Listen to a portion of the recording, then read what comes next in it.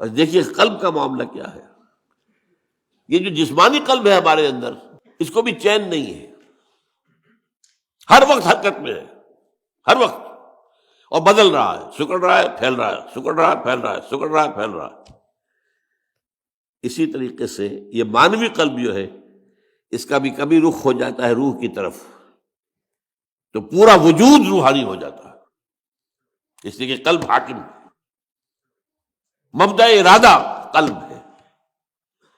جب یہ روح کی طرف رخ ہو جائے، آئینہ ہے جیسے کہ آئینہ ادھر ہو گیا تو وہ سارا ریفلیکٹ کرے گا، روح کے جو اثرات ہیں، انوار و برکات، وہ پورے وجود پر چھا جائے گی.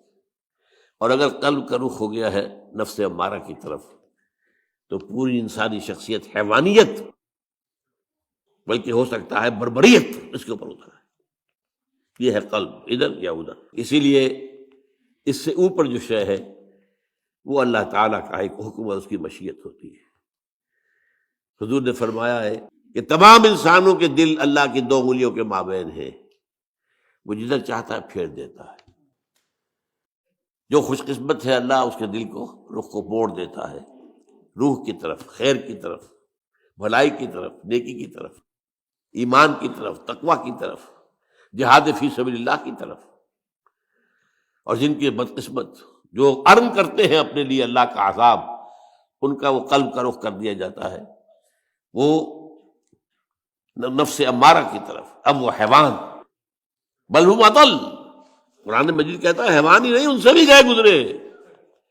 لہم قلوب لا یفقہون بہا ولہم اعین لا یبصرون بہا ولہم آذان لا یسمعون بہا اولئک کالانعام بل ہم اضل. یہ تو انسان نہیں ہے، حیوان ہے. دل ہے جس سے یہ کام نہیں لیتے، سوچتے نہیں، آنکھیں دیکھتے نہیں. حیوانوں کا ساتھ دیکھنا دیکھتے ہیں نا.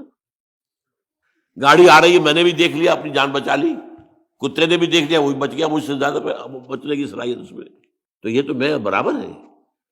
لیکن یہ اے اہل نظر، ذوق نظر خوب ہے، لیکن جو شے کی حقیقت کو نہ سمجھے وہ نظر کیا.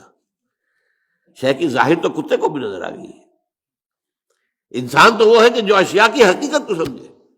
اور حضور نے فرمایا صلی اللہ علیہ وسلم، دعا ہے آپ کی، اللہم ارنی حقیقت الاشیاء کما ہی، اے اللہ مجھے اشیاء کی اصل حقیقت دکھا دے جیسے کہ وہ ہے.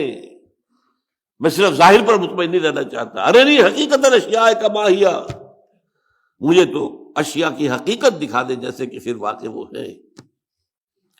یہ اصل میں یہ آنکھ ہے دل کی آنکھ، یہ کان ہے دل کے کان. دیدن دیگر آموز سنیدن دیگر آموز.